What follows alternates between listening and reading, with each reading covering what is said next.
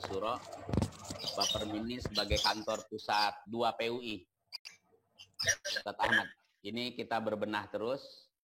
2 kantor pusat ini mudah-mudahan efektif untuk dijadikan sebagai basis dakwah kita. Para hadirin yang saya hormati, pertama-tama saya akan melaporkan kegiatan saat Ramadan yang berbarengan dengan juga peristiwa ujian dari Allah, yaitu ujian COVID ini. Mudah-mudahan kita sebagai ulil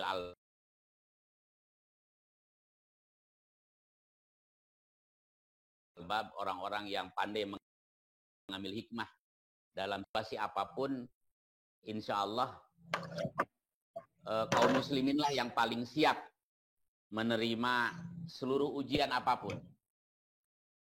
Karena seumur dunia ini, sejak para nabi, kaum muslimin lah yang paling siap menerima perubahan apapun. Bahkan negara pun silih berganti, hilang dan pergi. Romawi, Yunani, kehilapan Islam, Majapahit, Sriwijaya, negara-negara besar datang dan pergi. Tapi kaum muslimin, orang-orang beribadah kepada Allah yang membawa panji-panji tauhid tidak pernah punah. Itu keoptimisan kita untuk melihat perubahan-perubahan ini. Untuk itu PUI sebagai gerakan Islam yang sudah berumur seabad lebih terus merespon situasi perubahan ini. Insya Allah nanti Ketua Majelis Syuro dan tausiah dari Ustadz Didin juga saya pikir akan menyegarkan pikiran-pikiran kita tentang bagaimana merespon perubahan-perubahan global saat ini. Insya Allah kaum muslimin bukan tipe manusia yang kagetan melihat peristiwa-peristiwa ini. Saya pikir nilai-nilai Quran, nilai-nilai nubuwah itu tetap aktual merespon seluruh situasi apapun. Untuk itu kami Dewan Pengurus Pusat mencoba merespon situasi ini dengan segala keterbatasan, tapi kami optimis. Di balik keterbatasan ini, insya Allah kita selalu optimis. Karena memberikan keoptimisan kepada kita. Yang Allah berfirman, Inna ma'al usri yusra. Inna ma'al usri yusra. Innallaha la yughayyiru ma biqaumin hatta yughayyiru ma bi anfusihim. Jadi nilai-nilai Quran ini selalu memberikan keoptimisan terhadap situasi apapun. Untuk itu DPP pada saat COVID saat ini, alhamdulillah sudah merespon melalui lembaga zakatnya, melalui bidang sosialnya, nilai yang dikeluarkan oleh Dewan Pengurus Pusat melalui bantuan dari muhsinin maupun pemerintah, maupun dari seluruh pengurus yang diedarkan, jazakumullah khairan, cukup terkumpul, cukup besar. Jadi total Ketua Majelis Syuro saya laporkan sekitar 1,2 miliar lebih nilai yang kita keluarkan. Atau persisnya pertama sembako hampir 6.000 paket, masker 5.250, disinfektan 450 liter,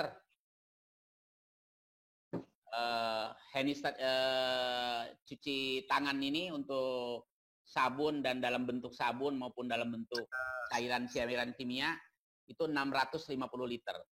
Penyemprotan 350 titik, siaga pangan 3.000 paket. Ini terus berjalan. PUI sudah mulai melakukan aksi-aksi sosialnya di samping pendidikan. Juga dalam kegiatan-kegiatan Ramadan, kita juga membentuk gugus tugas yang tadi gugus tugas untuk COVID ini melalui aksi-aksi sosial. Kemudian juga kampanye tentang sosialisasi menghadapi COVID, menyalurkan bantuan-bantuan, menjalin kerjasama dengan instansi terkait. Agenda Ansitoh Ramadan juga dilakukan kultum Ramadan selama 25 hari full. himbauan zakat, infak, lembaga, dan LAZ kita juga sudah mulai, walaupun belum maksimal. Jadi itulah beberapa kegiatan pasca situasi COVID dan bulan Ramadan ini. Dan alhamdulillah pada hari ini, di Hari Raya Idul Fitri, kita dapat menyelenggarakan silaturahim Idul Fitri. Mudah-mudahan kita insya Allah sudah terbiasa dengan situasi perubahan-perubahan ini.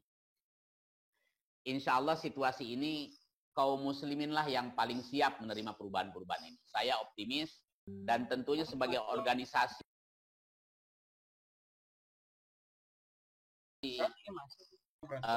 gerakan Islam, kita harus beradaptasi dengan situasi zaman. Beradaptasi ini tentunya juga harus memperkuat kualitas sumber daya manusia PUI maupun memperkuat kreativitas sumber daya kolektif kita. Ya. Dan ke depan saya pikir dengan anjuran pemerintah, dengan situasi new apa istilahnya? New normal. New normal. New normal. New normal. Apalah istilahnya?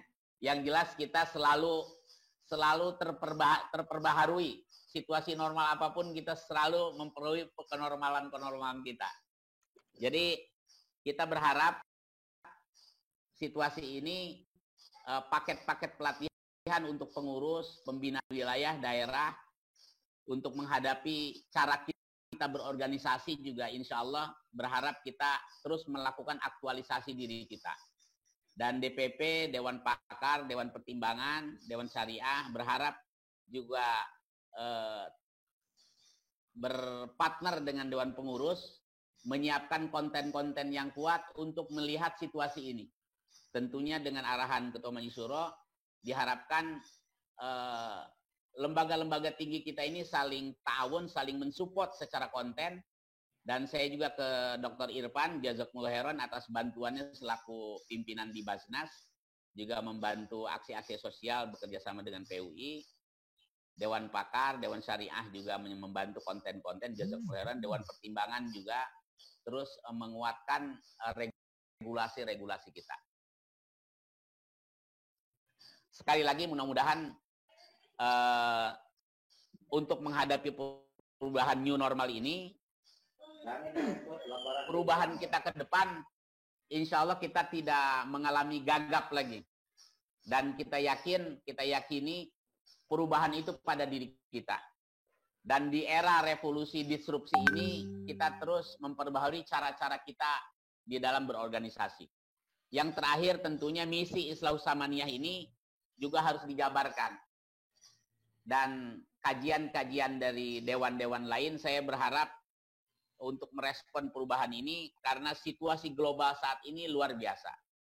Islam sebagai solusi tentu harus diterjemahkan di dalam amaliyah kita secara strategis. Ya. Kalau secara bingkai besar keoptimisan menghadapi perubahan, tapi ini harus dalam situasi zaman ini. Saya pikir itu poin-poin besar kami dan sekali lagi kami ucapkan jazakumullah khairan dan tentunya kami selaku eksekutif Dewan Pengurus belum banyak bisa yang kita perbuat yang memang umur kita baru beberapa bulan. Putus ya? Nyambung? Terus nyambung. Oh nyambung. Ini di sini agak error. Dan kami juga berharap apa yang dilakukan Dewan Pengurus ini dengan segala keterbatasannya dan kami mohon masukan dan diperkuat juga oleh Dewan Syariah, Dewan Pakar yang telah membackup saling ta'awun di antara kita. Karena semua ini kita harus saling menguatkan secara konten. Itu saja sekali lagi saya ucapkan kepada khususnya Ustadz Didin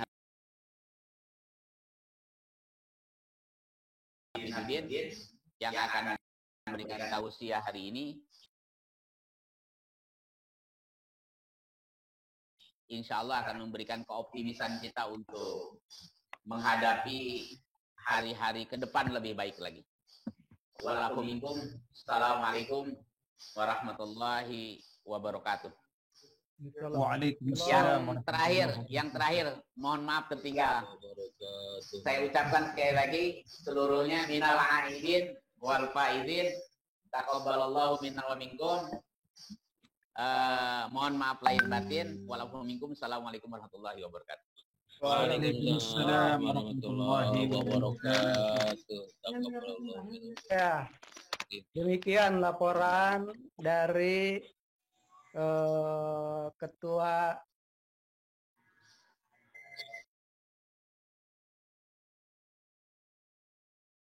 Pengurus Pusat Pak Nur Hasan Jaidi, sekaligus juga sebagai pengantar. Dan insya Allah bahwa PUI seluruh Indonesia tentunya kepedulian kepada COVID-19, dampak COVID-19 ini tidak terhitung mungkin banyaknya, karena di daerah-daerah juga sama melakukan seperti itu. Baik, kita lanjutkan, kita dengarkan sambutan dari Ketua Majelis Syuro yang akan disampaikan oleh Dr. Kiai Haji Ahmad Heriawan. Kami persilakan. Bismillahirrahmanirrahim. Assalamualaikum warahmatullahi wabarakatuh. Waalaikumsalam warahmatullahi wabarakatuh. Alhamdulillah. Wassalatu wassalamu ala imamil muttaqin wa qaidil mujahidin wa sayyidil anbiya wal mursalin sayyidina Muhammadin wa ala alihi wa sahbihi wa man tabi'ahu bi ihsanin ila yaumiddin, amma ba'du. Yang saya hormati, saya muliakan Ketua Mustasyar Persatuan Umat Islam, Ustadz Profesor Dr. Didin Hafidzuddin. Alhamdulillah sudah bersama-sama kita pada saat ini. Juga yang saya hormati para ketua-ketua dewan, ada Ketua Dewan Pengurus Pusat, Pak Nur Hasan Zaidi, Ketua Dewan Pakar Pusat, Bapak Dr. Irfan Syauqi, dan juga Ketua Dewan Syariah Pusat, Profesor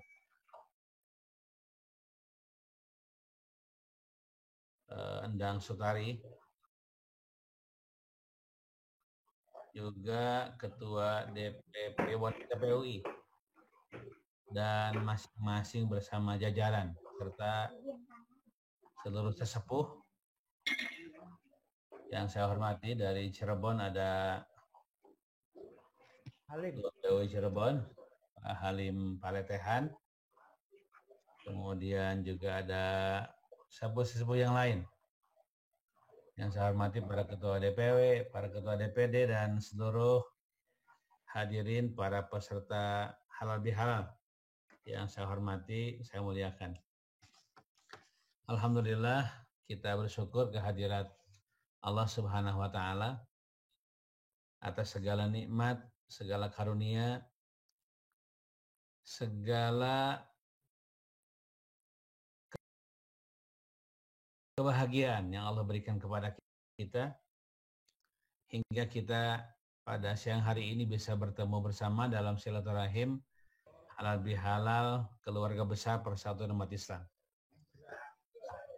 Hadirin sekalian yang Allah muliakan, tentu situasi halal bihalalnya agak lain dibandingkan dengan tahun-tahun sebelumnya. Kita sekarang bertemu lewat teknologi jarak jauh. Insya Allah ini masuk kategori silaturahim di antara kita semuanya. Ini semua terjadi karena ada wabah, ada pandemi yang melanda kita. Disebut pandemi karena global, pandemi sudah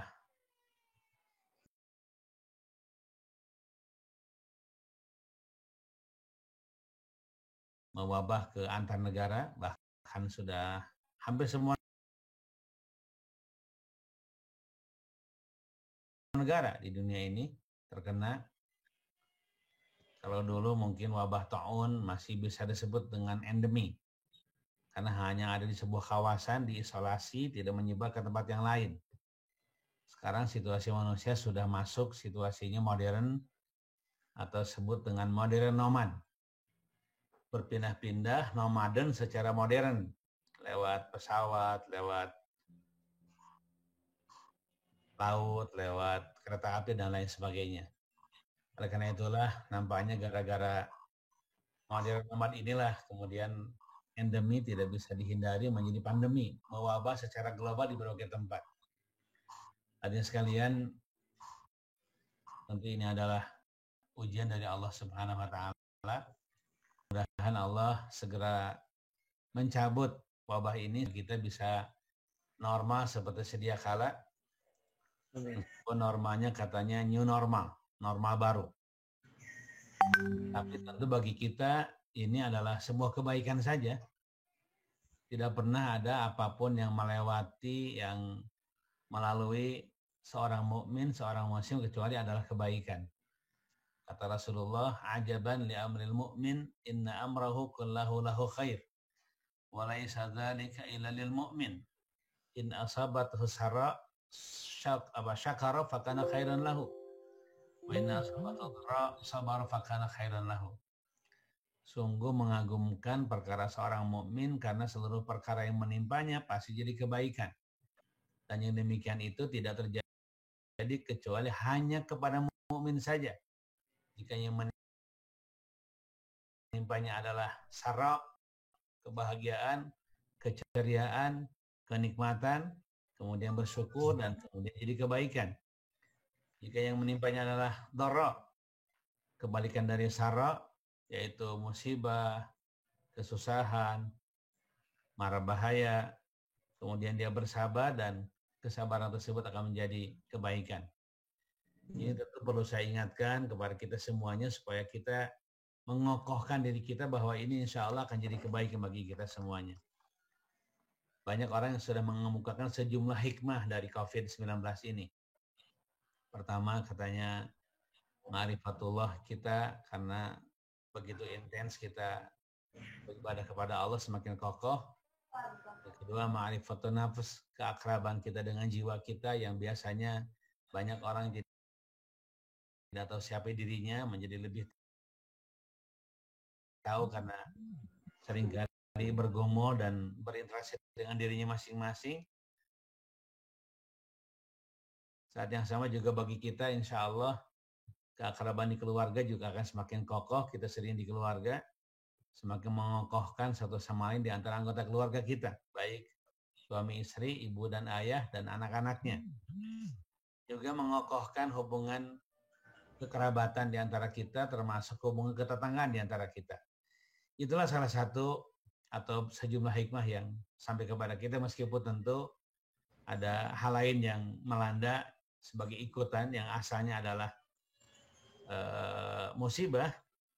Musibahnya adalah health disease, ya, musibah kesehatan, maka atau krisis kesehatan, maka kemudian ya bertambah berefek kepada krisis yang lain, khususnya krisis ekonomi atau dampak ekonomi dirasakan oleh banyak masyarakat kita, termasuk tentu saja masyarakat warga PUI nampaknya.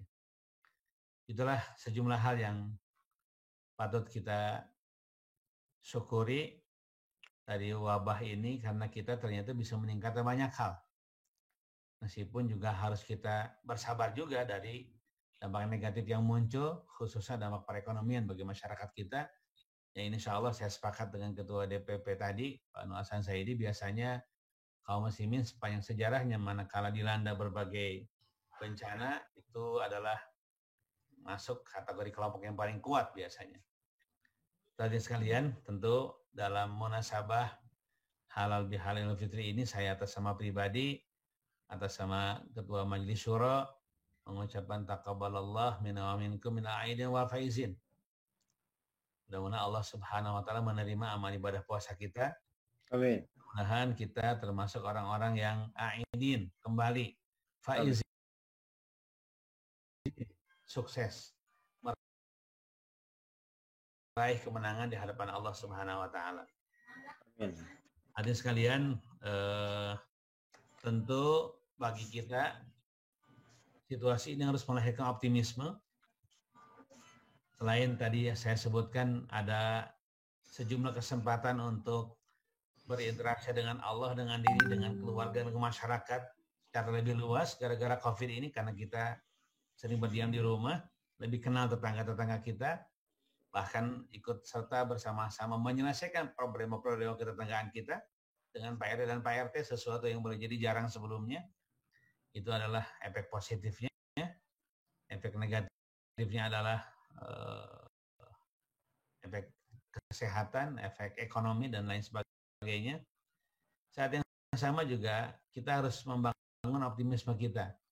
Karena ternyata optimisme ini sudah terlihat di berbagai tempat, khususnya di negeri-negeri yang mayoritas tidak beragama Islam ya.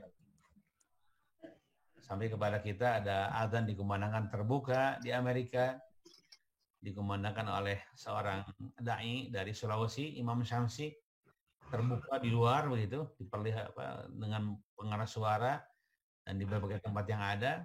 Kemudian ditandai dengan berbondong-bondongnya orang masuk ke dalam Islam. Ini tentu saja bagi kita ke depan membawa optimisme, termasuk optimisme PUI kita.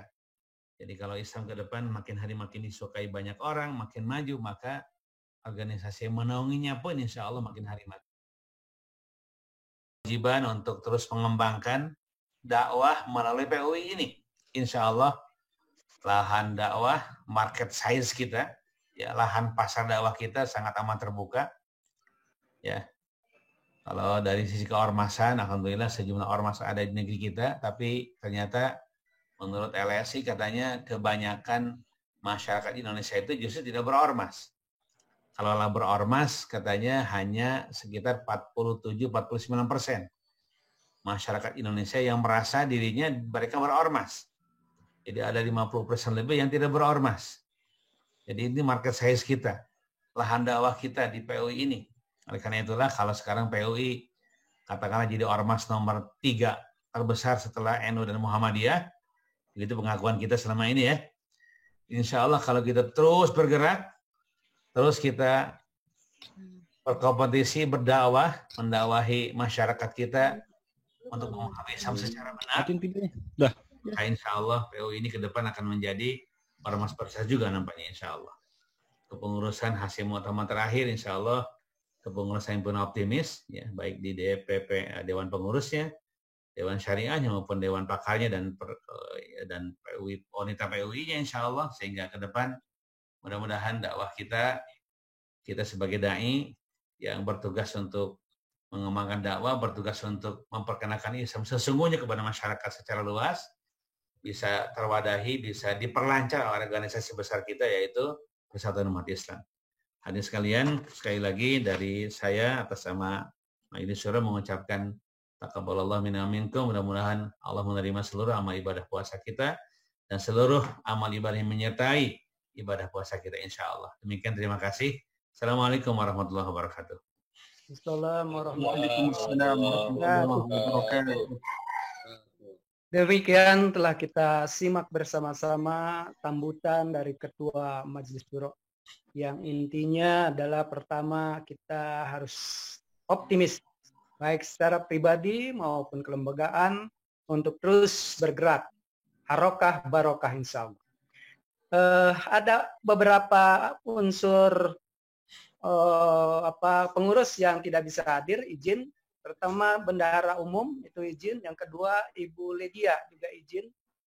Dan mungkin ini kuotanya sudah lebih dari 100, yang mau masuk juga agak susah. Nah, oleh karena itu mohon dimaklum.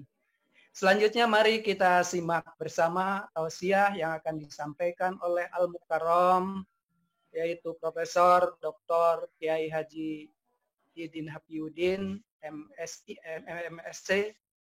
Dipersilahkan. Assalamualaikum warahmatullahi wabarakatuh.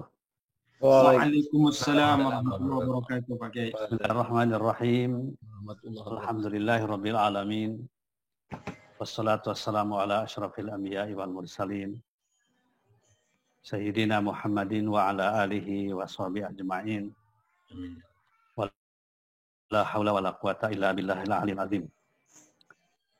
Yang sama-sama kita hormati Bapak Dr. Kiai Haji Ahmad Heriawan selaku Ketua Majelis Syuro PUI. Kemudian Al-Mukarram Bapak Kiai Haji Nur Hasan Zaidi, Ketua Umum DPP PUI, beserta para Al-Mukarram, para kiai, para tokoh yang hadir pada siang hari ini dalam rangka silaturahim halal bihalal Idul Fitri 1 Syawal 1441 Hijriah. Alhamdulillah kita sudah mendengar tadi, sebenarnya dua-duanya tausiah juga itu ya. Tausiah dari Kiai Nur Hasan Zaidi dan Kiai Haji Ahmad Heriawan tausiah itu. Hanya bedain aja, beda urutan, sambutan dan ini. Sebenarnya merupakan tausiah dua-duanya yang berharga. Yang menggambarkan bahwa umat Islam itu tidak boleh pesimis. Intinya itu. Umat Islam itu dalam kondisi apapun harus tetap punya izzah. Harus tetap punya optimisme. So, modal kita yang utama sekarang optimisme dan izzah. Kalau izzah sudah tidak ada, optimisme sudah tidak ada, itu sudah itu. Kita sudah ketinggalan sejarah, ketinggalan pergerakan, ketinggalan berbagai macam kegiatan-kegiatan. Allah Subhanahu wa taala berfirman di dalam surat An-Nisa ayat 104. Wala tahinu fi ibtigha'il qaum. In takunu ta'lamuna fa innahum ya'lamuna kama ta'lamun. Wa tarjuna minallahi ma la yarjun. Wala tahinu, kalian tidak boleh ihanah. Tidak boleh merasa hina, merasa rendah diri. Fi ibtigha'il qaum. Dalam menghadapi mereka-mereka yang benci dengan Islam. Dalam mereka yang benci dengan gerakan dakwah. Untuk kebaikan, untuk amar ma'ruf nahi munkar. Kenapa? Di situ Allah menjelaskan, in takunu ta'lamun. Kalau kalian merasa capek, merasa berat, kalau kalian merasa sakit, ya in takunu ta'lamun. Kalau kalian merasa capek, merasa berat, kemudian merasa sakit, dengan berbagai macam masalah-masalah, tantangan-tantangan yang kita hadapi, fa innahum ya'lamun. Mereka juga adalah sama-sama merasakan itu. Merasakan lelah, capek, berat. Ya, dalam menjelaskan, mendakwahkan, ya, menerangkan visi dan misi mereka. Tapi bedanya adalah wa tarjuna minallahi ma la yarju. Mereka dan kalian, tetapi bedanya kalian Allah Subhanahu wa taala pertolongan, karunia dan rahmat ma la yarju.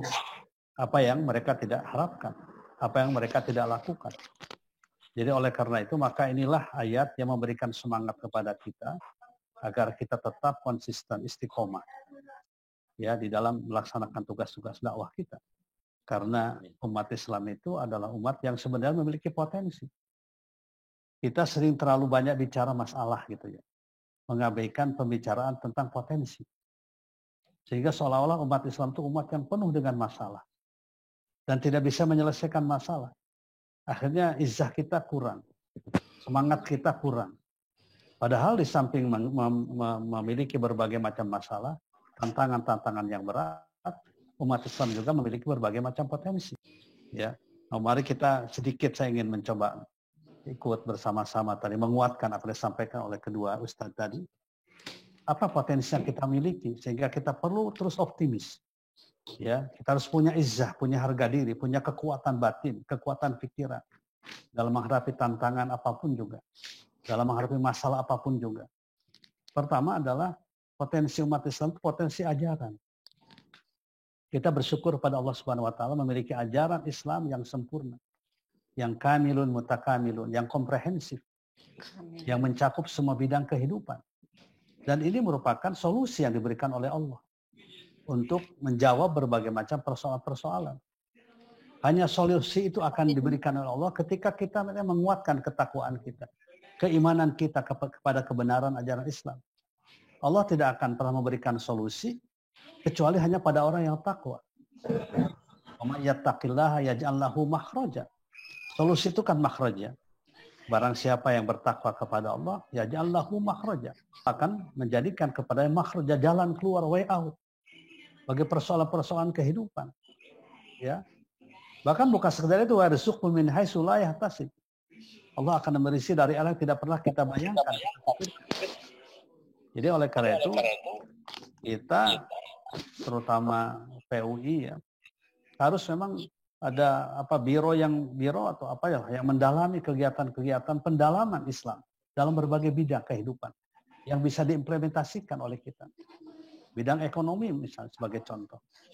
Menurut saya dan saya yakin gitu ya bahwa ekonomi sekarang itu bukan kesalahan semata-mata manajemen, tapi kesalahan filosofi, kesalahan ajaran, kesalahan yang mendasar. Makanya ekonomi sekarang, ekonomi ribawi ini tidak akan pernah bisa menyelesaikan masalah. Tidak akan pernah bisa memberikan kesejahteraan bagi masyarakat. Karena ruhnya arahnya tidak ke sana. Ruh ribawi itu pada kapitalisme, pada diversifikasi masyarakat, ya, pada penguntungan orang-orang yang kaya. Tidak pada kesejahteraan ekonomi ribawi itu. Makanya kemudian kita munculkan ekonomi syariah harusnya secara konsisten. Dan itu jalan keluar. Bayangkan oleh kita sistem riba ini dalam Al-Quran paling tidak diversuskan dengan 3 hal. Ya, 3 hal ini sangat susah difahami oleh orang-orang yang tidak memiliki keimanan yang kuat. Pertama adalah riba itu diversuskan dengan zakat. Bayangkan itu. Surat Ar-Rum 39. Riba diversuskan dengan zakat. Logika berpikir kita yang pendek tidak akan bisa menerima. Kecuali dengan logika keimanan. Karena kalau riba itu kelihatannya kan menguntungkan terus 5%, 50%. Sementara zakat mengurangi harta kita secara nominal. Ya. 10 juta berkurang 2,5%, 250.000 dan seterusnya. Tapi Allah menegaskan, wa ma'atitum min riban liyarbu fi amwalin nas fala yarbu indallah. Harta yang kalian ribakan supaya berkembang dalam pandangan manusia tidak pernah berkembang dalam pandangan Allah. Ditutup oleh Allah keberkahan-keberkahan. Sebaliknya harta yang kalian keluarkan zakatnya walaupun secara nominal berkurang, faulaikumul mudhifun. Itulah orang-orang yang dilipat gandakan hartanya, keberkahannya. Yang menarik adalah seperti laporan di surat kabar ya, surat kabar hari ini, bahwa ternyata dalam kondisi pandemik ini itu ternyata zakat dan infak yang dikumpulkan, yang terkumpul di lembaga-lembaga seperti Basnas itu jauh lebih besar ketimbang tahun-tahun yang lalu yang tidak ada musibah COVID ini. Ya. Berarti memang kita ini kesadaran umat terhadap zakat ya itu masih kuat, terhadap infak itu masih kuat karena merasakan keberkahannya. Ya, ini yang harus menjadi modal kita, Ya. Jangan kita kemudian mengembangkan ekonomi ribawi. Itu hanya merugikan kita semuanya. Yang menarik lagi ayat Ar-Rum 39 itu diturunkan di Makkah kan, ya. Surat Makkiyah, Ar-Rum itu surat Makkiyah. Ya. Diturunkan dalam kondisi umat Islam ketika itu ya sedang diboikot oleh kaum musyrikin Quraisy. Diboikot. Ya. Kemudian di lockdown lah selama 2 bulan. Bayangkan itu. Di lockdown selama 2 bulan. Tidak ada itu. Tapi justru yang diturunkan ayat tentang zakat, tentang berbagi. Inilah barangkali logika-logika iman yang harus kita bangun bersama. Ya, saya mengalahkan logika-logika kapitalis. Nah, kemudian juga yang kedua adalah riba itu diversuskan dengan sedekah. Ya, lagi-lagi gitu ya, hampir sama tadi logikanya. Ya, infak diversuskan dengan riba. Bahkan bukan sekedar diversuskan biasa. Lain itu. Yang hakullah riba. Allah menghancurkan riba. Ya. Wa yurbis shadaqah. Dan Allah akan mengembangkan sedekah. Dihancurkan riba Allah. Dihilangkan keberkahan. Ditutup keberkahan. Ya, tidak akan melahirkan kebaikan sama sekali. Yang hak itu kan menghancurkan. Wa yurbi. Dan Allah akan membangun. Ya, menumbuhkan, mengembangkan sedekah. Nah, jadi kelihatan ya bahwa kita itu harus mulai keluar gitu. Ya. Saya menginginkan sekali ya kita itu keluar dari sistem itu. Ya, walaupun secara bertahap supaya memang meraih tadi al-mud'ifun dan meraih wa yurbi as-shadaqat.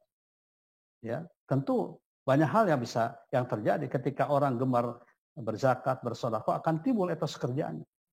Dan bukan sekedar etos kerja, tapi etika kerjanya juga akan timbul. Ya, karena dia yakin kalau dengan etos kerja yang tinggi akan memiliki pendapatan penghasilan untuk bisa berzakat dan bersedekah. Dan yang ketiga adalah riba ini diversuskan dengan dengan al-bai', ya, wa halallahu al-bai'a wa harrama riba. Kenapa diversuskan? Karena sama-sama mendapatkan keuntungan. Al-bai' mendapatkan keuntungan, jual beli juga, riba juga begitu. Tapi beda caranya. Ya. Kalau riba itu kan money game, uang menghasilkan uang, dan ini yang membahayakan. Ya, tidak perlu sektor real. Yang penting uang disimpan, dimainkan sedemikian rupa menghasilkan uang. Sama-sama menghasilkan, tapi beda caranya. Tapi kalau al-bai', jual beli ada apanya? Ada bendanya. Sektor real misalnya itu. Orang bekerja untuk mendapatkan penghasilan. Bukan kemudian memutar-mutarkan uang. Bekerja. Menghasilkan karya-karya. Perdagangan misalnya. Ya. Kenapa misalnya di zaman sahabat begitu kuat perdagangan. Terutama sahabat-sahabat muhajirin yang berasal dari Makkah. Karena Makkah itu kan daerahnya daerah tandus. Bukan tidak subur. Maka yang berkembang adalah perdagangan. Beda dengan Madinah. Madinah adalah daerah yang subur. Ya ada sumur Utsman sampai sekarang ya. Makanya kemudian berkembang di Madinah itulah pertanian. Ya. Bayangkan oleh kita, ternyata sahabat-sahabat Nabi yang dari Makkah Muhajirin itu mereka adalah pedagang-pedagang yang kaya. Pedagang-pedagang yang kaya yang luar biasa kekayaan. Ya, bahkan saya pernah baca itu di Google itu yang mencoba membandingkan kekayaan Abdurrahman bin Auf, Utsman bin Affan, ya pada zaman sekarang kira-kira berapa nilainya? Utsman bin Affan itu sekitar 47 triliun kekayaan kalau diuangkan sekarang. Ya, mereka adalah pedagang-pedagang yang sangat dahsyat, yang luar biasa. Tetapi lagi-lagi kelebihannya pedagang Muslim itu adalah keuntungan yang didapatnya bukan sekedar untuk kepentingan pribadinya. Bukan sekedar untuk kemewahan hidupnya. Bukan sekedar untuk aksesoris pribadinya. Tapi untuk infak. Ya, untuk membangun umat. Ya, memberikan kesejahteraan pada yang lain. Nah itu yang kita harapkan ke depan. Bahwa kita pun juga harus terlibat dalam melahirkan tajir-tajir, pedagang-pedagang Muslim. Yang punya sikap dermawannya luar biasa.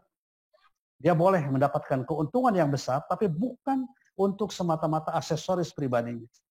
Bukan semata-mata untuk kemewahan hidupnya. Kelihatan kayanya itu pada infaknya. Abdurrahman bin Auf, ya, setiap hari berinfak 2/3 dari keuntungannya. Kemudian juga Utsman bin Affan sekali berinfak itu 100 ekor unta. 5 miliar sekali berinfak. Ya pantas terjadi kesejahteraan. Tidak ada kesenjangan. Karena ekonominya memang ekonomi yang didasari kepada tadi keimanan, ketauhidan kepada Allah Subhanahu wa taala. Mungkin tadi dari Pak Ketua Pengurus ya, konten-konten di dalam mengadakan latihan-latihan itu juga ini penting sekali. Tapi konten-konten yang berkaitan dengan ekonomi yang betul-betul makhraj, yang betul-betul solusi, ya, yang diambil dari Al-Qur'an, dari Sunnah Rasul, dari perjalanan hidup para sahabat Nabi yang luar biasa. Karena generasi sahabat itu generasi yang terbaik kan. Khairul qurun qurni. Ya, sebaik-baiknya generasi adalah generasi aku. Tsummal ladzina yalunahum, tsummal ladzina yalunahum. Kemudian generasi berikutnya. Ya, ashabi kan nujum. Bi ayyihim iktadaitum ihtadaitum. Sahabat-sahabat itu kan nujum seperti bintang. Yang gemerlapan, yang memberikan cahaya dari kegelapan. Bi ayyihim ihtadaitum. Kepada siapa saja kalian mengikut, mendapatkan apa? Kepada siapa saja iktadaitum, kalian mengikuti, ihtadaitum. Ya, kalian akan mendapatkan hidayah. Ya. Inilah barangkali misi kita. Ya. Bagaimana membangun ekonomi sebagai contoh, sebagai jalan keluar atas dasar keimanan, ketakwaan kepada Allah Subhanahu wa taala. Itu salah satu saja ya, potensi ajaran yang kita belum lagi yang lain. Ya, makanya saya setuju dan saya sangat setuju dengan sampaikan Pak Kiai Nur Hasan tadi, di mana umat Islam itu umat yang paling tangguh, ya, daya adaptifnya sangat tinggi, lentur gitu umat Islam, yaitu sejarah sudah membuktikan. Makanya selesai COVID ini menurut saya yang paling dominan tuh nanti ke depan insya Allah adalah umat Islam. Tapi dengan catatan umat Islam mengambil makhrajnya dari wahyu Allah, dari Al-Quran dan yang mutlak kebenarannya. Mari kita bangun kekuatan keimanan, kesadaran ya terhadap ajaran Islam. Ini sebagai karunia dari Allah. Ya. Laqad mannallahu kan 'alal mu'minin id ba'atsa fihim rasulan kan. Ya, minhum yatlu alim ayati wa yuzakkihim. Allah sudah memberikan nikmat pada orang-orang yang beriman karena diutusnya Rasul dari kalangan mereka yang membacakan ayat-ayat. Itu dianggap sebagai sebuah kenikmatan yang dahsyat. Itu ya potensi yang pertama harus menjadi PR kita. Bagaimana kita menerjemahkan ini semuanya. Dan bidang-bidang lain juga begitu. Ya, dalam bentuk konsep, kemudian aplikasi, implementasi. Dan inilah kalau kita berhasil, inilah yang dikatakan ta'ifah qalilah. Ya, inilah yang dikatakan kam min fi'atin qalilatin. Ya, fi'atan apa? Kam min fi'atin qalilatin ghalabat fi'atan katsiratan biiznillah. Wallahu ma'as sabirin. Betapa banyak golongan yang sedikit mengalahkan golongan yang banyak dengan izin Allah. Wallahu ma'as sabirin. Tapi Allah bersama orang yang ulet, yang tahan uji, ya, yang penuh semangat, yang vitalitasnya tinggi, ya, yang tidak calai itu bahasa orang, ya, yang semangat terus gitu. Nah, itu adalah yang harus kita cita-citakan ke depan. Ya. Nah, itu potensi yang pertama. Yang kedua adalah potensi umat. Ya, di tengah-tengah COVID ini orang masuk Islam semakin banyak. Ya. Karena mereka yakin umat Islam itu punya pertahanan diri yang kuat. Pertahanan kalbu dan jiwa yang kuat. Tidak mudah frustasi, tidak mudah gelisah. Ada itminan di dalam hatinya. Dengan zikir, dengan baca Quran, dengan doa-doa. Itu yang menjadi rahasia kekuatan umat Islam. Makanya betapapun banyak tantangannya, kita yakin Islam itu agama masa depan. Dan kita harus ikut terlibat ya dalam membangun masa depan. Islam itu agama masa depan. Bukan sekedar agama masa lalu, ya, tapi agama masa depan. Ya, sekarang dunia sudah butuh pada Islam, dunia butuh pada makhraj, tapi yang terimplementasikan di dalam kehidupan. Dan semakin banyak kalau kita lihat kan, ya kalau data terakhir tuh kalau Katolik dan itu adalah dipisahkan. Maka umat Islam adalah yang pertama. Tapi kalau disatukan, maka Islam yang kedua. Itu sudah walaupun belum dipublish secara resmi, tapi itu gambarannya begitu. Ya, akan terus ya masuk ke dalam Islam karena kebutuhan real. Ya, bukan semata-mata faktor politik, bukan. Ya, dihujat di mana-mana Islam itu ya tetap eksis agama Allah. Orang tetap cinta terhadap Islam.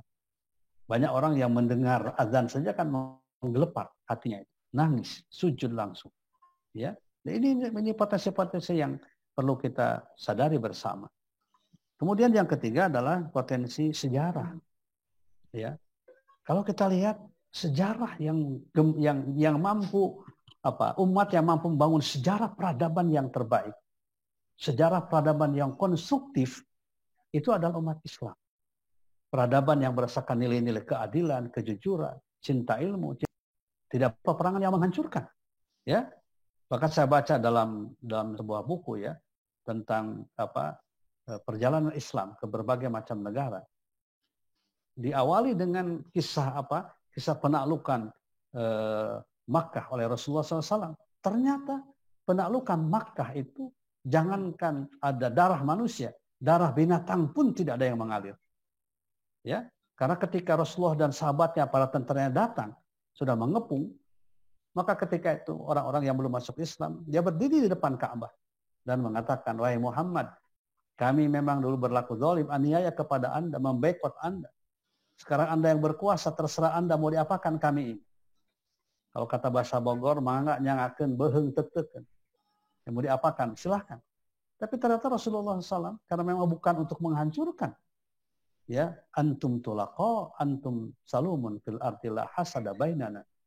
Antum tulaqa. Bebas merdeka. Salumun fil ardi, selamat di muka bumi ini. La hasada bainana, tidak ada hasad di antara kita.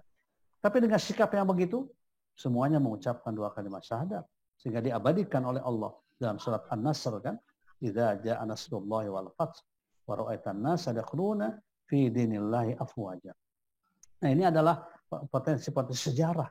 Ya, sejarah keilmuan juga itu adalah dimiliki umat Islam. Ya, sejarah peradaban yang tapi kalau kita sejarah peradaban yang sekarang nih, ya, peradaban yang disponsori oleh Barat, itu kan banyak justru melahirkan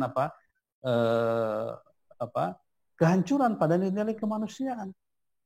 LGBT, homoseksual itu kan hasil dari peradaban sebenarnya yang tidak berdasarkan iman, yang menghancurkan. Menurut saya LGBT bukan penyakit biasa, bukan penyakit, tapi sebuah gerakan yang akan menghancurkan keluarga Islam. Makanya saya sering menyebutkan narasi kembali ke rumah itu menguntungkan kita, ya, pada COVID-19 ini, ya. Narasi kembali ke rumah, ibadah di rumah, bekerja di rumah, work from home, ya, itu sangat menguntungkan. Karena pada saat yang sama, ya, sebelum ini, bagaimana gerakan tadi menghancurkan fungsi dari rumah tangga, keluarga akan dihancurkan. Bisa dibayangkan itu. Kalau keluarga hancur, hancurlah dunia ini, hancurlah bangsa dan negara ini, hancurlah masa depan kita. Ya, kalau tidak perlu kawin lagi, tidak perlu ini, tidak perlu, maksudnya tidak perlu kawin begitu ya, bukan kawin lagi. Ya, artinya akan menghancurkan begitu, akan menghancurkan kehidupan rumah tangga itu. Ya, maka kemudian kita bersyukur dengan adanya ke rumah itu, back to home, ya.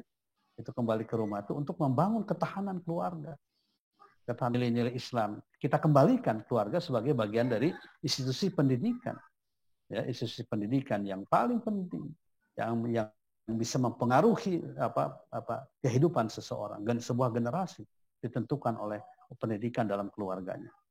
Nah, ini adalah, dan yang terakhir adalah potensi kita adalah pertolongan dari Allah Subhanahu wa taala.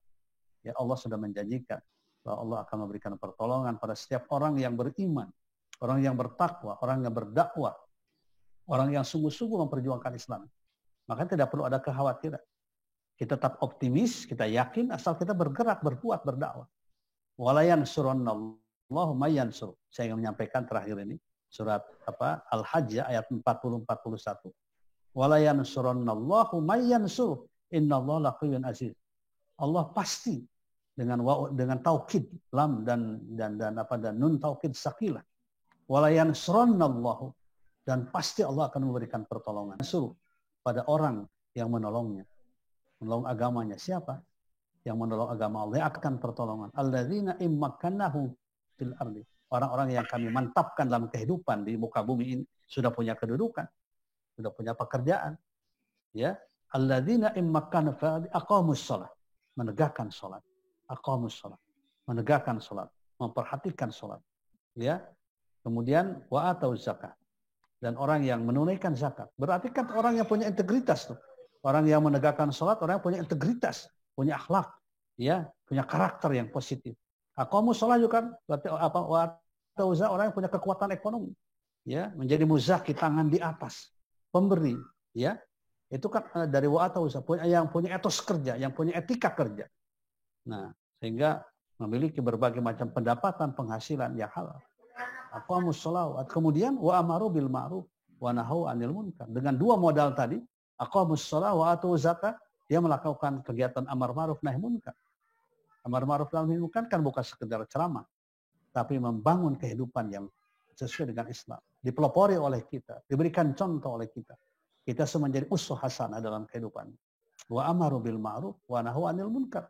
Secara berjamaah, ya, secara dalam manajemen organisasi yang rapi, ya, karena memang Allah sangat mencintai pergerakan-pergerakan, perbuatan-perbuatan, amaliyah-amaliyah yang dilakukan secara berjamaah dalam barisan yang rapi dan teratur, yang kokoh, yang saling mendukung satu dengan yang lain, saling menguatkan, bukan saling meniadakan, bukan saling menghancurkan, bukan saling memfitnah, tapi saling menguatkan satu dengan yang lain, saling mengisi kekurangan.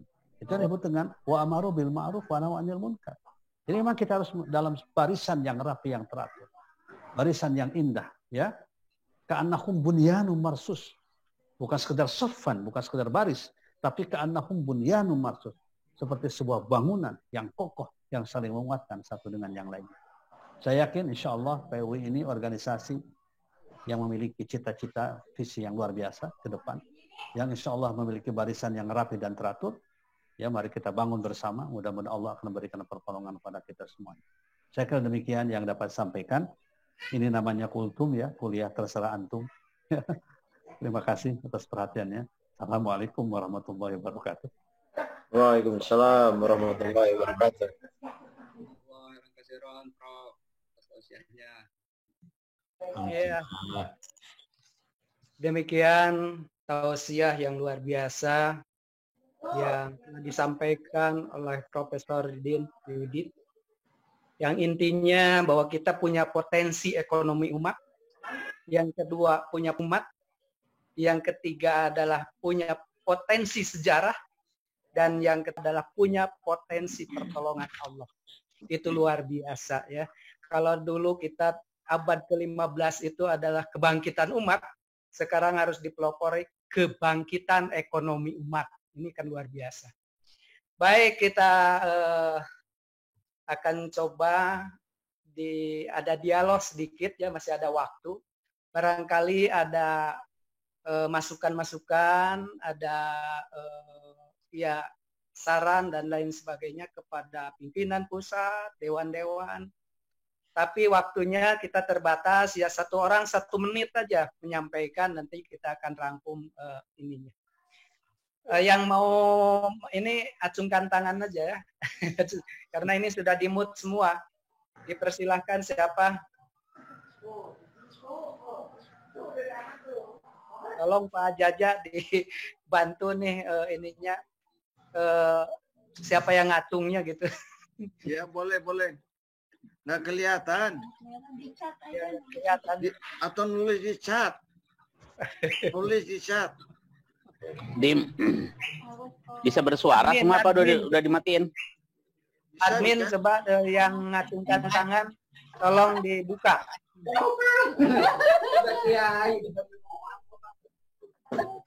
Pikiran tadinya teh cari-cari Pak Rija, Pak Ajam, Rija Arifin. Halo, bisa masuk? Ini aja Pak Silakan kalau Ding. bisa masuk ya. Dikasih jatah aja dari daerah, orang daerah 1, dari ibu-ibu 1, dari pembu. Itu saja 3 orang. Mengak. Oke. Silakan dari siapa dulu yang sudah siap? Siap.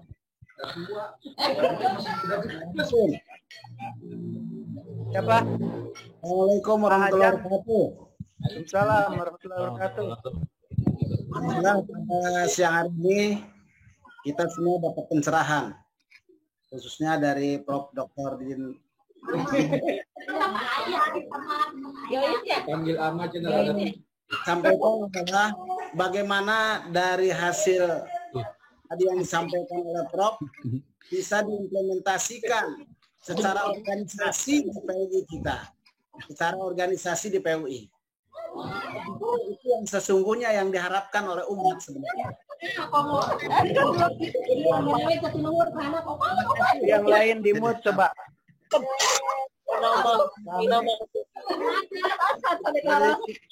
Dari Cikijing tuh, Majalengka. masa calon kiai.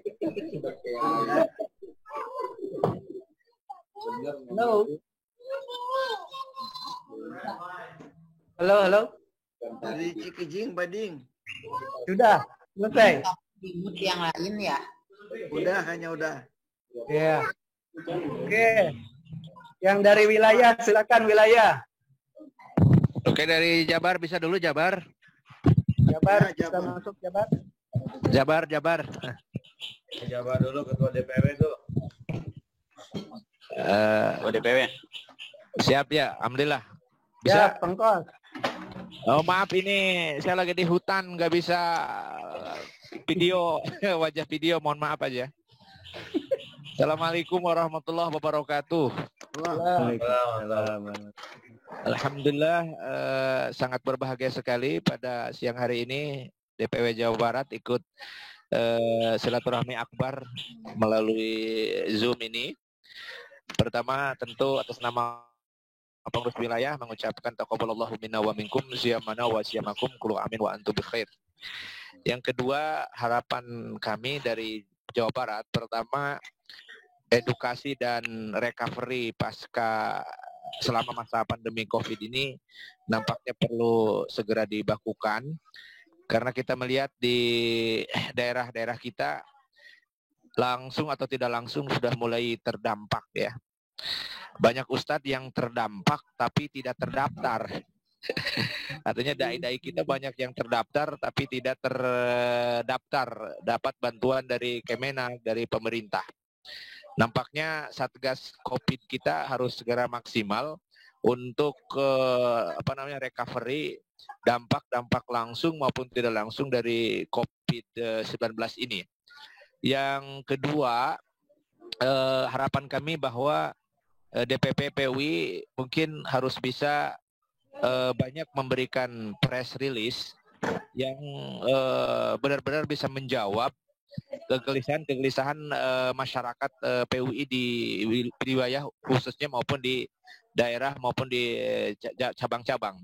Karena banyak simpang siur, banyak berita yang mungkin hoax dan sebagainya, sehingga perlu ada kesamaan, sehingga ada ada penjelasan resmi dari DPP itu mampu bisa menetralisir kegentingan kegalauan mungkin.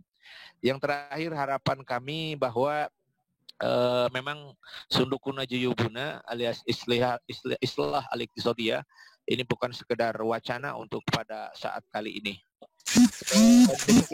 Terima kasih atas kesempatannya Kang Haji Iding, Kang Nur Hasan. Jazakumullah. Assalamualaikum warahmatullahi wabarakatuh. Waalaikumsalam warahmatullahi wabarakatuh. Ini ada yang dari luar Jawa, dari Lampung. Coba silakan dari Lampung. Bismillahirrahmanirrahim. Assalamualaikum warahmatullahi wabarakatuh. Waalaikumsalam. Waalaikumsalam warahmatullahi. Taqabbalallah minna wa minkum siyamana wa siyamakum. Mohon maaf lahir dan batin. Mohon izin Ketua PUI Lampung mewakili, tadi sekjennya tidak bisa masuk karena sudah kehabisan katanya 100 watt ininya. Tidak bisa masuk lagi tuh. Mohon maaf ini Pak Sekjen. Terima kasih atas silaturahminya ini. Kita bisa pangsono nah jadi begitu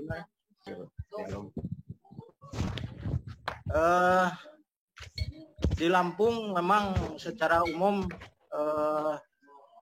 PUI sudah mulai luar biasa bangkit, baik pemuda PUI maupun ibu-ibunya, ibu-ibu PUI.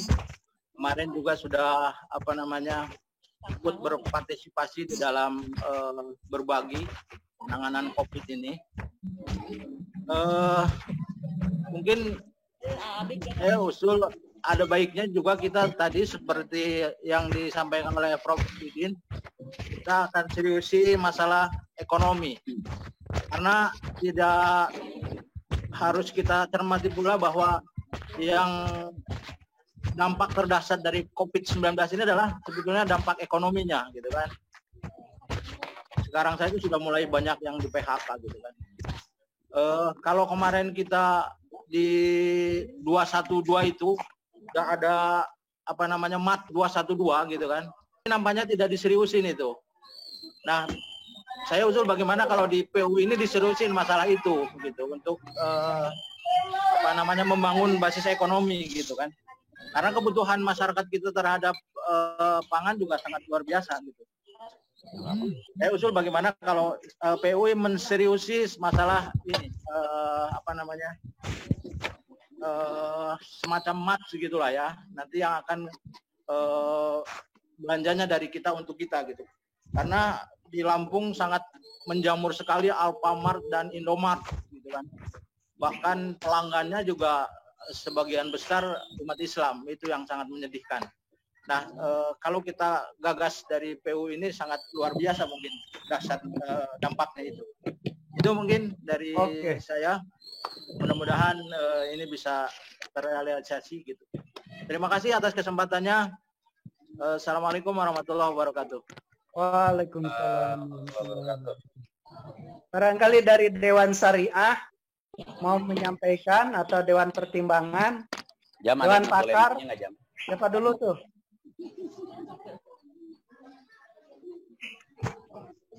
Dewan Pertimbangan, Pak Munandi, ada yang mau disampaikan?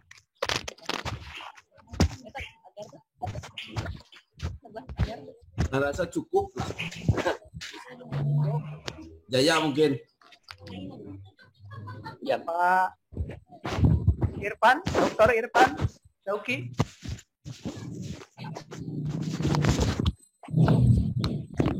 Sedikit aja mungkin warahmatullahi wabarakatuh. Yang saya hormati Ketua Majelis Syuro, pengurus pusat, Syariah Pusat, Mustasyar,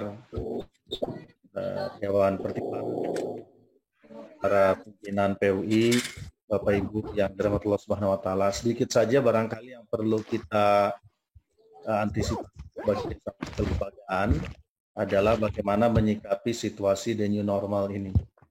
Mana kemudian kita mendefinisikan the new normal. Sebenarnya kan istilah new normal itu adalah istilah yang awalnya muncul pasca krisis global 28. Ya, karena situasi krisis kemudian mengubah tatanan ekonomi, ya, dan kemudian terjadi gejolak, nah sehingga kemudian kita harus beradaptasi dengan situasi ekonomi tersebut. Normal ini diperluas padahal terkait dengan ekonomi, ya, tapi juga terkait dengan berbagai aspek, ya, termasuk di dalamnya adalah mengenai masalah ibadah, ya. Nah ini yang saya kira perlu didiskusikan secara khusus, ya, secara kelembagaan oleh PUI, bagaimana kemudian kita merespon, ya, situasi the new normal dan mendefinisikan bagaimana the new normal itu sendiri. Nah kemudian kita beradaptasi dengan situasi tersebut. Nah ini kalau bisa juga komprehensif, ya, pembahasannya, jadi dari berbagai aspek, nah termasuk juga dari sisi syariah. Ya, misalnya tentang tata cara ibadah, kita sudah ada fatwa MUI, tapi kan ini general. Misalnya bagaimana mendefinisikan sholat Jumat di kawasan terkendali. Nah itu definisi kawasan terkendali seperti apa. Nah kemudian juga yang disebut dengan normal ini, protokol sholat Jumatnya seperti apa dan sebagainya. Ini yang saya kira juga nanti kita perlu mendiskusikan secara khusus. Dewan Pakar juga sedang berkembang, ini diskusi di grup Dewan Pakar mengenai hal ini, dan insya Allah kita juga akan membahas ini juga secara khusus. Tetapi selain Dewan Pakar, saya kira antar dewan dan di Majelis Syuro perlu juga, ya, untuk kita diskusikan, karena nanti implikasinya adalah banyak aspek dalam kehidupan kita. Dan alhamdulillah di sini juga sudah hadir beberapa anggota Dewan Pakar, ada Mas Iwel, ya, kemudian ada Pak Arif Ramdhani. Mungkin kalau ada yang ingin disampaikan atau ditambahkan, mangga saya persilakan. Jadi itu aja. Dan mudah-mudahan LAS dan Badan Wakaf atau Lembaga Wakaf PUI bisa segera, ya, realisasi ini Ustaz Aher. Ya, jadi kalau ini bisa segera kita realisasikan, ya, PUI menjadi LAS nasional, kemudian lembaga wakafnya juga kita perkuat. Dan itu langkah konkret sebenarnya untuk segera. Atur nuhun. Assalamualaikum warahmatullahi wabarakatuh. Waalaikumsalam warahmatullahi wabarakatuh. Barangkali ini Prof Endang ada, Prof Endang, Dewan Syariah. Nampaknya nggak bisa masuk tadi. Nggak bisa masuk. Prof Endang sulit masuk dari tadi. Oh iya, oke. Ada lagi dari yang lain, masih ada. Ini kita nanti sebelum kita terakhir, nanti yang Majelis Syuro yang akan menyampaikan. Pak Ojan, Ustadz Pak Ojan mewakili Prof Endang. Ya, Pak Fauzan, 1 menit ya Pak Fauzan, silakan.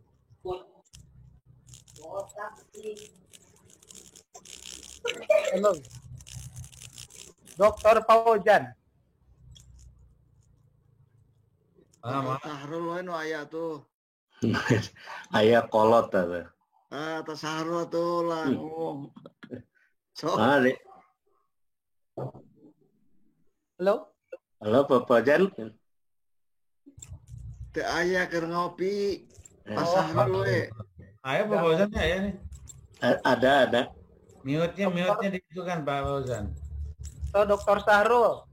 Iya, sekretarisnya tuh, Dr. Sahrul. Dr. Sahrul. Ya. Bismillahirrahmanirrahim. Assalamualaikum warahmatullahi wabarakatuh. Terima kasih Pak Ketua Dewan Syuro, Ketua Majelis Syuro, Ketua Dewan, Sekretaris. Ini saya mewakili Prof. Endang dengan tanpa ada perintah mewakili. Ya, pada intinya kehadiran kita untuk menghadapi umat ini sangat dinamis dengan dihadapkan kita sejak mengawali pandemi, kemudian sikap ibadah pada masa pandemi, ya masalah Id, ya nanti juga kita akan menghadapi Id itu masuk dalam Idain dan juga menghadapi Idul Adha. Ini sedang digodok di Majelis Syuro, di Dewan Syariah. Ini bagaimana cara penyembelihan di masa pandemi ini, karena status hewan tuh ya mungkin perlu ada pembahasan terlebih dahulu tentang kesehatan hewannya. Kalau hewan itu tidak dijamin, ini akan membahayakan umat juga. Hewannya dikarantina dulu. Iya, yang akan kita ya minimal 14 hari lah hewannya disiapkan. Ya, ini yang kita persiapkan. Jadi di Dewan Syariah sedang memperbincangkan masalah ini. Marabanana nu cangkel 14 hari mah. Iya. Ya, intinya kita sangat intens dan memperhatikan bagaimana perkembangan dan kebutuhan umat secara syariah. Itu Pak Sekretaris Majelis Syuro. Terima kasih. Terima kasih Pak Dr. Sahrul. Baik, kita akan coba ya tentang nanti ada penjelasan dari Ketua Majelis Syuro terutama tentang protap ibadah ya pasca atau normal ya. Kalau kemarin kan sudah tuh.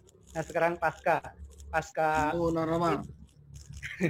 Kemudian yang kedua masalah ekonomi Islam tadi yang dari Lampung. Kemudian juga laj dan wakaf segera dibentuk. Kemudian tadi ada dari Dewan Syariah tentang Idul Adha, tentang haji atau kurban. Saya kira untuk ini beberapa menit kami persilakan kepada Pak Kang Aher, Ketua Majelis Syuro. Dipersilakan. Oh ya, mungkin sebelum saya Pak Iding, ya ada semacam tanggapan dari sejumlah pertanyaan, kemudian pendapat dari Bang Berkembang tadi dari Prof. Didin. Oh, Prof. Didin dulu silakan. Ya, Bang.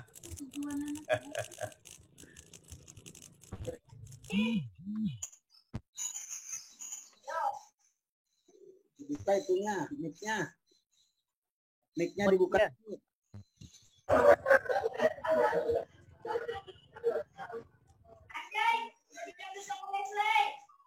Tanda merahnya di Anu Ipin Paehan gandeng. Bisa nggak?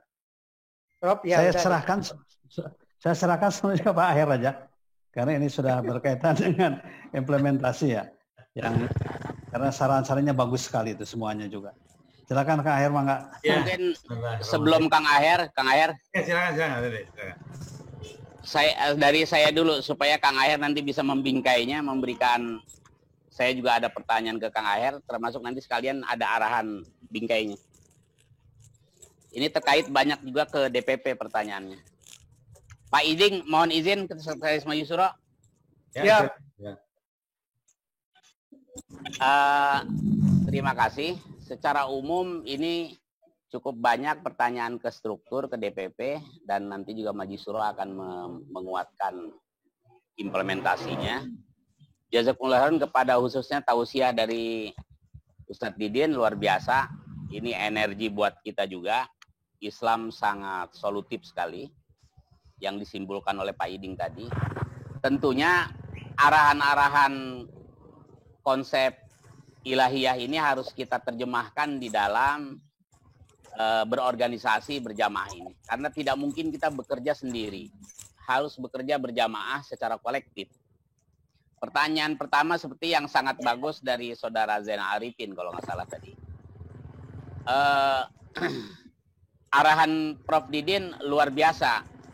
Dari Kang Aher luar biasa. Cuman bagaimana implementasi dalam kejamaahan dalam ormas PUI kita secara organisasi. Saya pikir kembali lagi kepada mudah-mudahan kita baca dengan baik dalam Rensra PUI. Saya pikir Rensra PUI ini sudah mengantisipasi persoalan-persoalan ke depan. Yang terpenting adalah masing-masing tanggung jawab pribadi maupun amanah jabatan sesuai jobnya itu dilaksanakan dengan baik. Tentu dengan bingkai wa tawassabil haq wa tawassabis sabr. Kalau setiap SDM PUI menghayati jobnya masing-masing, insya Allah akan ada solutif. Yang kedua, Ketum DPW Jawa Barat betul perlu ada panduan yang terus dilakukan. Tadi juga ada jawaban dari Dewan Pakar, Dewan Syariah, Jazakumullah khairan. Mudah-mudahan terus update persoalan ini karena kami DPP tidak mungkin secara konsepsi regulasi itu ada wilayah masing-masing dewan. Yang jelas DPP bagian eksekutif, bagian cakacikinya. Jadi arahan-arahan panduan ini memang ada yang harus dirumuskan bersama dewan-dewan. Ada yang masing-masing yang menyangkut fakta, menyangkut kajian di Dewan Pakar maupun Dewan Syariah. Kemudian fokus pada islah iktisad. Ini harusnya saudara Jojo hadir mudah-mudahan. Dia ada di Majalengka juga tapi lagi di gunung katanya. Saya juga habis turun gunung nih dari Maja, dari Ciremai ini lagi sambil olahraga juga. Sambil sesuai ini lagi senang bertani juga. Jadi ini islah iktisad ini penting. Saya pikir ini kajian dan bidang pemberdayaan ekonomi DPP sudah punya program yang cukup bagus, tinggal implementasinya. Dari Dewan Pakar juga Jazakumullah khairan dari Dewan Syariah. Pada intinya saya menyerukan kepada khususnya pemuda PUI, hima PUI, wanita PUI. Saya ingat tausiah Pak Anwar Saleh sejak umur saya 20 tahun, pada umur 25 lah. Pak Anwar Saleh ketika itu mungkin masih umur 60-an atau 59. Nasihat kepada saya, dalam situasi apapun anak muda harus di depan. Jangan malas. Hikmatus syuyuh wa hamasyatus syabab. Ini saatnya orang tua yang bijak mensupport semangatnya yang anak muda. Pemuda PUI di pusat, di wilayah, hima PUI, saatnya yang terdepan. Karena zaman ini adalah zaman milenial. Fi kulli halatin rijaluha. Yang penting adalah anak muda PUI bangkit, orang tua mensupport, hilangkan kemalasan, kuatkan kerja kolektif, jangan berhenti inovasi, membaca. Saya pikir tausiah dari Pak Aher sudah cukup kuat. Jadi kembali lagi, dan kebetulan pengurus DPP juga sebagian besar adalah umur-umur di bawah 50. Ini juga harusnya bisa berlari kencang menghadapi ini. Dan insya Allah tidak ada waktu diskusi. Kebijakan muktamar sudah cukup jelas. Tinggal mendesain, tinggal merinci dalam kerja-kerja detail. Dari kebijakan Rensra ini tinggal didetailkan dalam bentuk panduan dan regulasi yang lebih rinci. Itu saja mungkin yang bisa saya sampaikan dan tentunya mohon doa kepada semua dan khususnya arahan dari pimpinan Majelis Syuro. Walafu minkum. Assalamualaikum warahmatullahi wabarakatuh. Waalaikumsalam warahmatullahi wabarakatuh. Terima kasih Pak Nur Hasan Zaidi yang sudah menyampaikan berbagai masalah. Insya Allah solusinya nanti kita rapat masing-masing dewan. Selanjutnya kami persilakan Ketua Majelis Syuro, Dr. Kiai Haji Ahmad Iriawan. Ya, pertama kita bersyukur sudah mendapatkan tauji arahan dari Mustasyar PUI, Prof. Dr. Didin Hafidun MS, dan kemudian saya sepakat bahwa COVID-19 ini harus mendatangkan manfaat positif bagi kita semuanya, di samping akses atau ekses negatifnya, yaitu yang sangat terlihat adalah ekses ekonomi, kita selesaikan bersama-sama. Tadi disebutkan bahwa work from home itu ternyata mengokohkan kembali bangunan rumah tangga kita. Kemudian ini jelas-jelas manfaat bagi kita semuanya. Kemudian saat yang sama, kaum muslimin pada posisi di mana orang lain stres, kita luar biasa bertahan ya. Sampai-sampai ada seorang wartawan datang kepada saya, Pak Aher, luar biasa katanya, pertahanan masyarakat bawah Islam itu benar-benar tauhid pertahanannya. Saya melihat di masyarakat gak ada itu namanya masker apa itu, pokoknya tauhid urusannya. Ternyata wartawan malah bukan melecehkan masyarakat bawah yang tidak kena masker, justru dia malah mengagumi karena tauhidannya sangat luar biasa. Dan memang ya faktanya alhamdulillah di sejumlah tempat di perkampungan juga ya tidak ada persoalan-persoalan berat terkait dengan COVID ini. Kemudian tentu saya sering mengatakan bahwa PUI ini besarnya ditandai dengan beberapa hal ya. Pertama, ditandai dengan banyaknya anggota ya. Yang kedua, ditandai dengan banyaknya aset. Tentu saja dari banyaknya anggota yang terus dibina dan dibangun, dikategorisasi, kemudian aset-aset yang ada, baik aset-aset yang lama maupun aset-aset yang baru, dikelola. Baik pengelolaannya untuk pengembangan sumber daya manusia maupun pengembangan masalah perekonomian kita. Nampaknya secara rinci ke depan pengelolaan seperti ini akan bisa menyelesaikan masalah yang depan. Tentu saja para anggota di DPW, di DPD, di berbagai tempat, tentu ya kita punya dua hak sekaligus atau dua kewajiban sekaligus, kewajiban kepada tetangga kita dan kewajiban kepada tetangga organisasi, yaitu para pengurus kita. Saya kira dengan detail perbincangan kita ke depan akan bisa kita bersama-sama PUI maju ditandai dengan sejumlah tanda-tanda tadi, dan insya Allah kemajuan ini adalah kemajuan Islam, kemudian kita bersama untuk menyelesaikan kemenangan yang Allah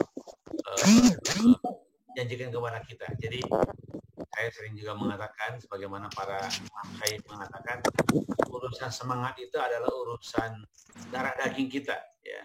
Tidak pernah kita sebagai pejuang, sebagai aktivis patah semangat, tidak pernah. Karena kita tidak sedang memperjuangkan angan-angan, kita sedang memperjuangkan janji yang sudah pasti. Belief ya, jadi bahwa kemenangan di hadapan kita, kebaikan di hadapan kita, kenikmatan, kesenangan di hadapan kita, itu kan belief, sebuah keyakinan ya. Wa'adallahu alladziina aamanu minkum wa 'amilus shalihati la yastakhlifannahum fil ardi kama stakhlafal ladziina min qablihim. Allah Subhanahu wa taala menjanjikan kepada orang-orang yang beriman di antara kalian janjinya adalah janji istikhlaf di muka bumi ini, sebagaimana janji yang sudah diberikan Allah kepada kepada bangsa-bangsa atau umat-umat yang lainnya, umat-umat terdahulu begitu. Saya kira itu sebagai penutup. Mudah-mudahan tetap terus kita semangat membangun Islam, membangun PUI kita, membangun Islam lewat PUI, dan PUI kita jadi kesarana sebesar-besarnya untuk menyebarkan Islam di bumi Indonesia khususnya, dan bersama-sama terus dengan teman-teman yang lain di Ormas. Terima kasih. Assalamualaikum warahmatullahi wabarakatuh. Waalaikumsalam warahmatullahi wabarakatuh. Saya kira cukup ya kita untuk acara ini. Pak Iding boleh nggak? Oh iya, ini masih ada ya, Ibu Tati ya? Ibu Iroh, Ibu Iroh. Oh, Ibu Iroh. Iya. Oke. Ya, baik. Assalamualaikum warahmatullahi wabarakatuh. Jazakumullah khairan katsiran kesempatannya pada semuanya. Taqabbalallahu minna wa minkum. Taqabbal ya karim. Mohon maaf lahir batin.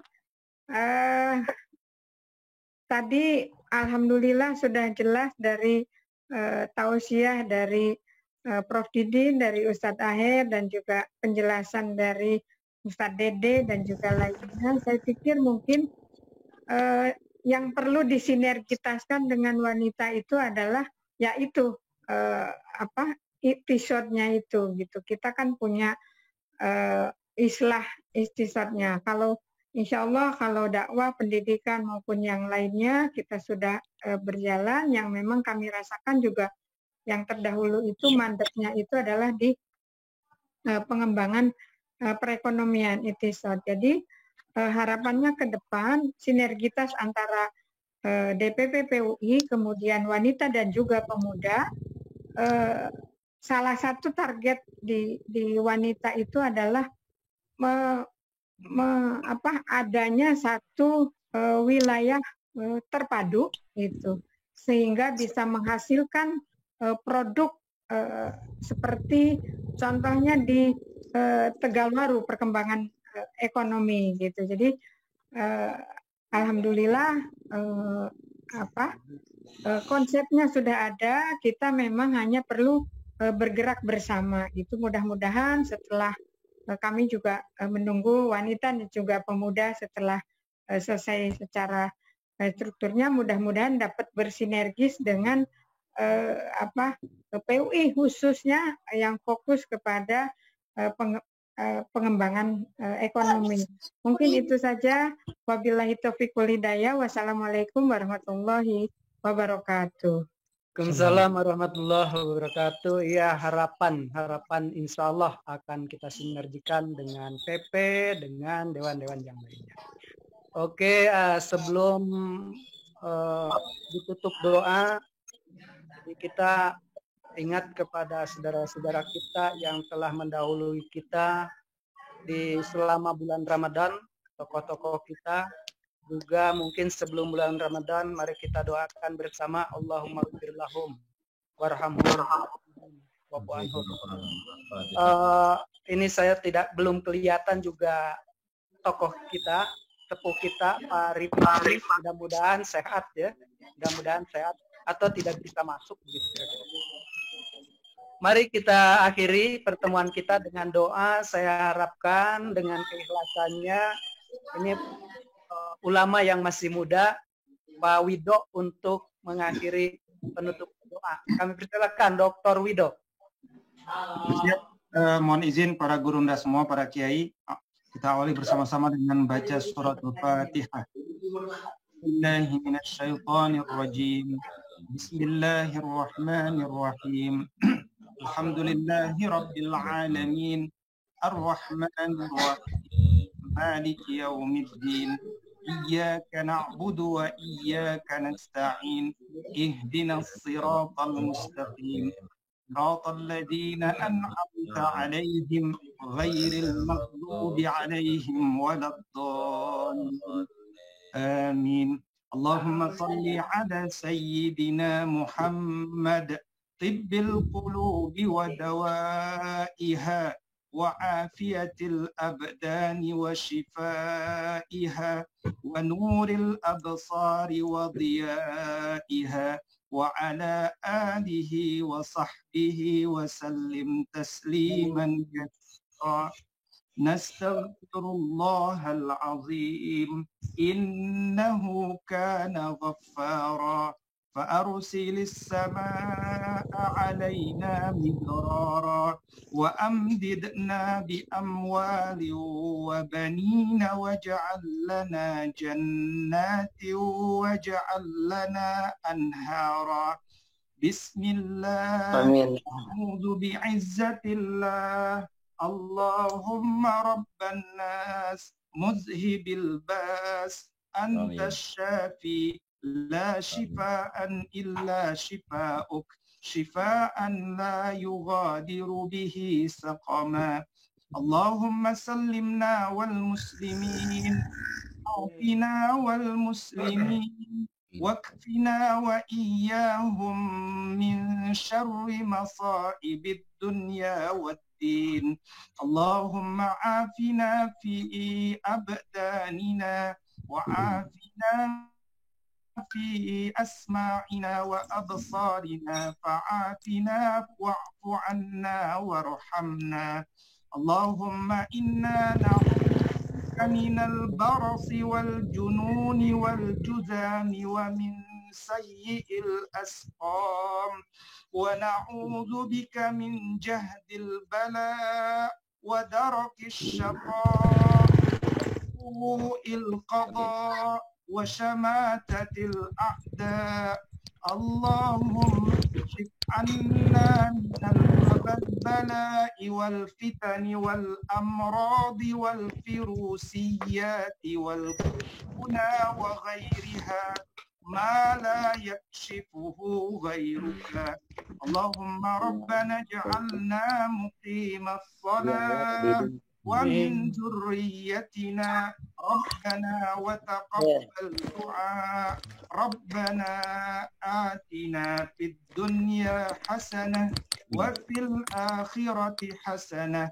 وقنا عذاب النار وصل اللهم على نبينا محمد وعلى آله وصحبه وسلم وآخر دعوانا عن الحمد لله رب العالمين. Kabul, insya Allah kabul.